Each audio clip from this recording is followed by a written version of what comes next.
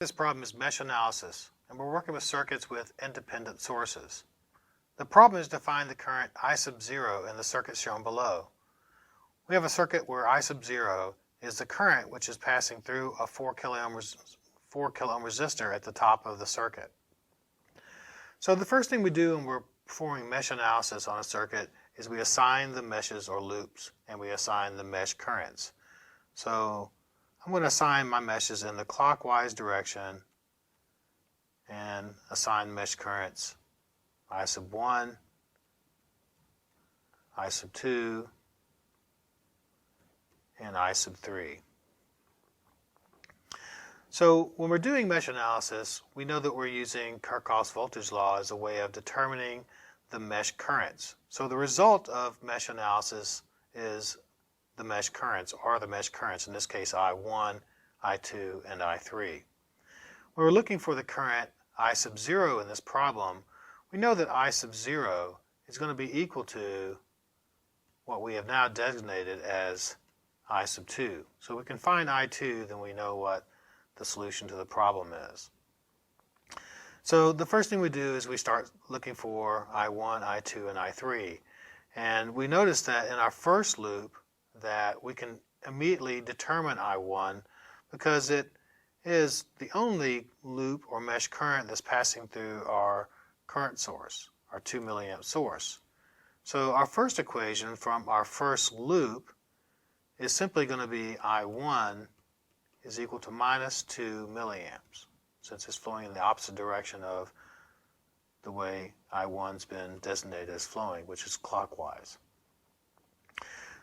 If we look at loop 2, we can sum the voltages up around loop 2, and we can use Kirchhoff's voltage law to do that. So starting at the lower left-hand corner of this loop or mesh, we first encounter the 12-volt source, and in fact the minus or negative polarity of that 12-volt source. We continue and we encounter the 2 kilo ohm resistor. We know the voltage drop across the 2 kilo ohm resistor is going to be 2 kilo ohms times I2, which is flowing the same direction as we're summing the voltages, minus I1, which is flowing the opposite direction.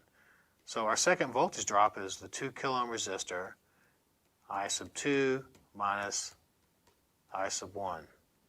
Then at the top, as we go through the 4 kilo ohm resistor, we have another voltage drop, which is simply 4K I2, because I2 is the only loop or mesh current flowing through it.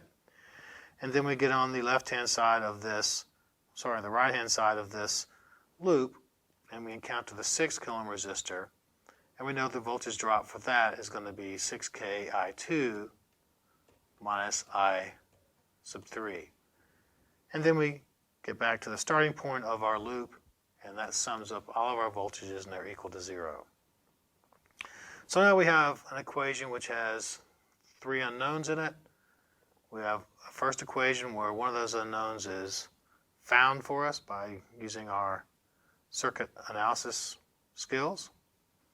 And so we're going to look at loop 3 next.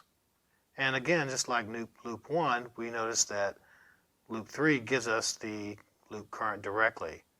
Namely, I sub 3 is equal to 4 milliamps. So we know I1, we know I sub 3. We could plug both of those into our second equation, and we can find I sub 2.